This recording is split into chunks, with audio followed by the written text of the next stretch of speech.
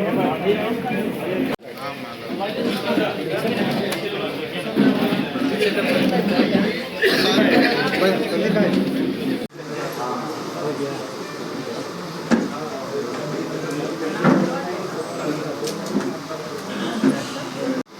इतने short notice पे मेरे आग्रह पे आप लोग यहाँ आए हैं, आप सबों को मेरा नमस्कार। और साथ में इस विषम परिस्थिति में जो मेरे साथी, जो मेरे साथ लोग बैठे हैं और जो कार्यकर्तागण यहाँ उपस्थित हुए हैं, उन सबों को भी मेरा हृदय से धन्यवाद। मैं भारतीय जनता पार्टी प्रदेश कार्य समिति का सदस्य भी हूँ और मीडिया विभाग में चुनाव प्रबंधन का काम भी देख रहा हूँ, साथ में मीडिया का पैनलिस्ट भी हूँ और वर्षों से भारतीय जनता पार्टी का एक समर्पित कार्यकर्ता के तौर पर मैंने काम किया है और पार्टी के नीति सिद्धांत से हट करके मैंने कभी कोई ऐसा कार्य किया नहीं। पार्टी के सारे शीर्षस्थ नेताओं के आदेशानुसार ही मैंने हमेशा काम किया। लेकिन आगामी विधानसभा को देखते हुए कल भारतीय जनता पार्टी के जो प्रत्याशियों की सूची निकाली गई है, उस सूची को देख करके हर कार्यकर्ता जो है वो व्यथित है, क्योंकि आज वो कार्यकर्ता ही हैं जिनके बदौलत, जिनके खून पसीने की मेहनत से आज भारतीय जनता पार्टी विश्व की सबसे बड़ी पार्टी बनी है। और कई ऐसे कार्यकर्ताओं से जिन्होंने अपना पूरा जीवन लगाया है, उन लोगों से मेरी बातचीत हुई और सब लोग घोर निराशा में हैं। पार्टी से इस बार आम जनों को और कार्यकर्ताओं को बहुत उम्मीद थी, क्योंकि पूरे प्रदेश में हर आम नागरिक जो है वो विकास चाहता है और ऐसे में सबकी नज़रें जो है भारतीय जनता पार्टी और उनके प्रत्याशियों पर थी। लेकिन जो सूची आया, उस सूची को देखने से जो हम लोग परिवारवाद की बात हमेशा करते रहे, वो परिवारवाद का जो हम लोग आरोप लगाए दूसरे दलों पे, आज ऐसा लगता है कि आज हम लोग उसी परिवारवाद से ग्रसित हो गए।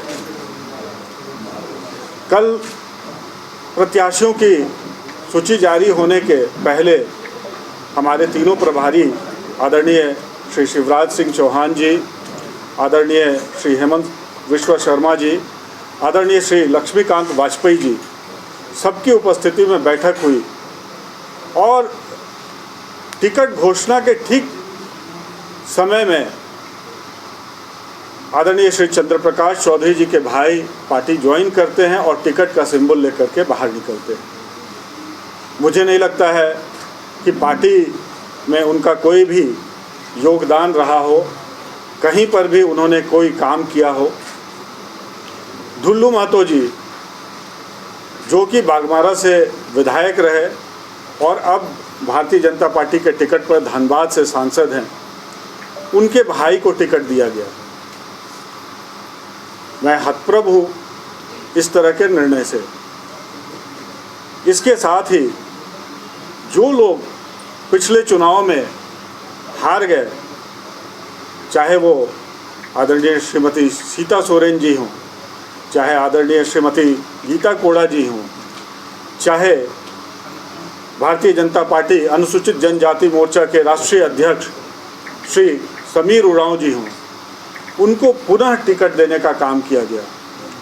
और वर्षों से जो कार्यकर्ता लगातार काम करते रहे, वो अपने को ठगा हुआ महसूस करते हैं। इस तरह के निर्णय लगातार जो है केंद्र के द्वारा, केंद्रीय नेतृत्व के द्वारा लिया जाना, इस प्रदेश में जो भारतीय जनता पार्टी की सरकार जो बनाने का सपना था, उस पर कुठाराघात जैसा प्रतीत होता है।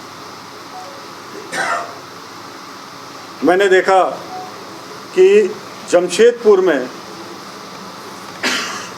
जो हमारे वर्तमान में उड़ीसा के राज्यपाल आदरणीय श्री रघुवर दास जी, उनकी पुत्रवधू को टिकट दिया गया। मैं पूछना चाहता हूं कि संगठन में उनका क्या योगदान है। आदरणीय केंद्रीय पूर्व मंत्री श्री अर्जुन मुंडा जी की पत्नी श्रीमती मीरा मुंडा जी को टिकट दिया जाना, उनका क्या योगदान रहा है।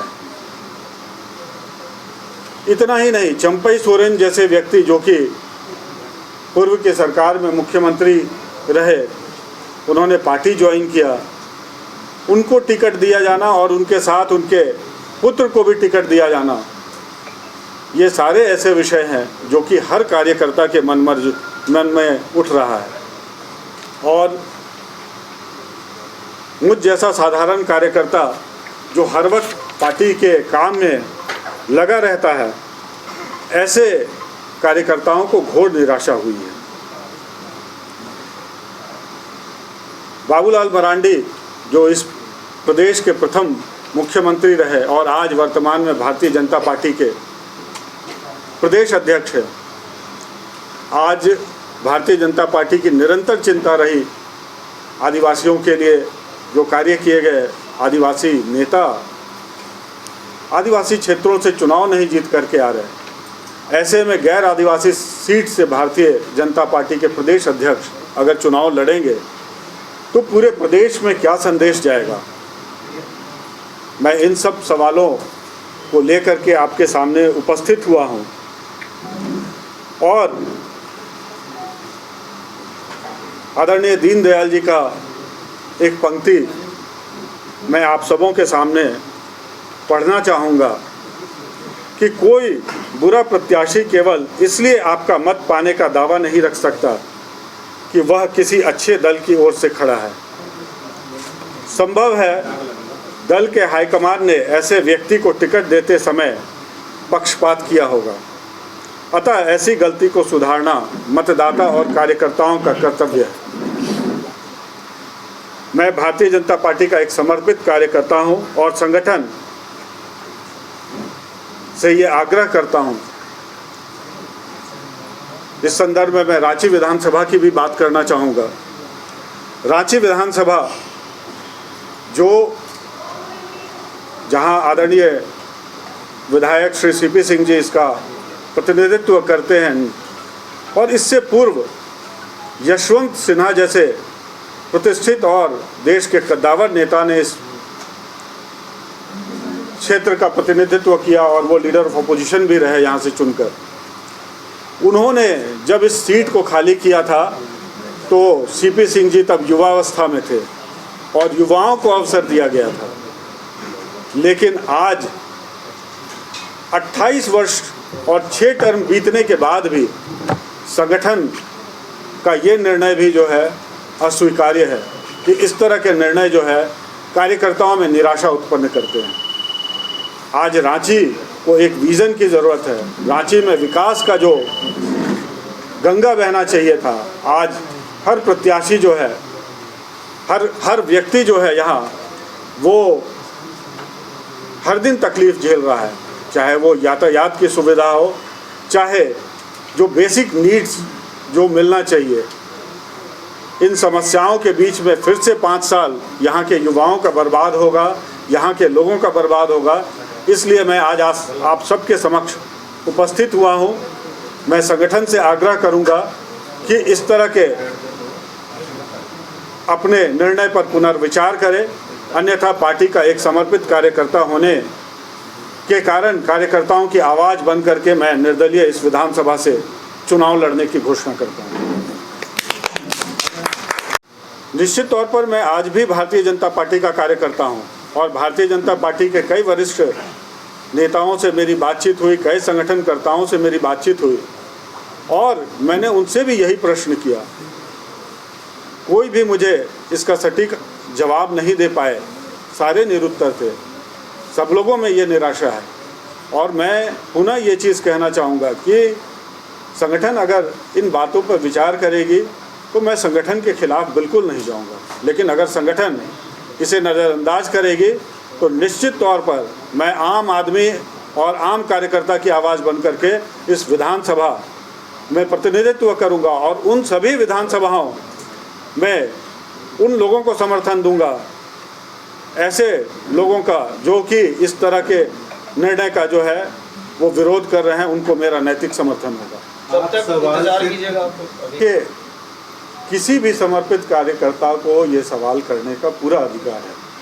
सवाल करना कोई अपराध नहीं है और अगर कोई निर्णय लगता है कि गलत होता है तो उसमें सुधार भी हो सकता है। इसलिए ना तो मैं किसी को कटघरे में खड़ा कर रहा हूँ, लेकिन जो निर्णय हुआ है आम कार्यकर्ता उससे व्यथित है और आम कार्यकर्ता होने की हैसियत से मैंने ये सवाल किया है और मेरा विनम्र आग्रह होगा कि इस तरह के सवाल जो मेरे हैं और भी कई कार्यकर्ताओं के मन में हैं, तभी मैं यहाँ आज आपके समक्ष बैठा हूँ। संदीप जी, आपने इसमें काफ़ी समय है और मुझे लगता है कि 4 दिन बहुत होता है। निर्णय तो क्या है, एक क्षण में लिया जाता है और एक क्षण में वापस लिया जाता है। अगर नहीं होता तो आप लड़ेंगे, ये तय?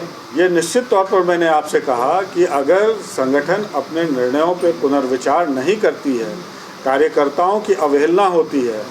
रायशुमारी क्यों कराया आपने? मेरा कहना है कि रायशुमारी आपने क्यों कराया?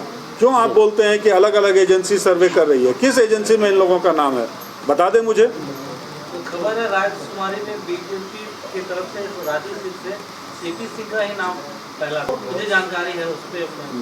मैं तो एक विधानसभा की बात ही नहीं कर रहा हूँ, मैं तो पूरे प्रदेश में जो टिकट जिस तरह से बांटा गया है मैं उन सभी सीटों की बात कर रहा हूँ। आप मेरा ये उद्देश्य बिल्कुल ना समझे कि मैं चुनाव लड़ने के लिए यहाँ पे खड़ा हुआ हूँ। मैं कार्यकर्ताओं की आवाज़ बन करके खड़ा हुआ हूँ और कार्यकर्ता की आवाज़ नहीं सुनी जाएगी तो मैं चुनाव लड़ूंगा।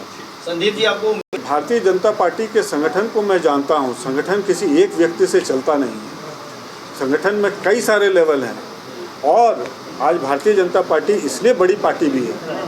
कई बार कुछ निर्णय गलत होते हैं, मेरे जैसा कार्यकर्ता अगर आवाज़ नहीं उठाएगा तो कौन उठाएगा?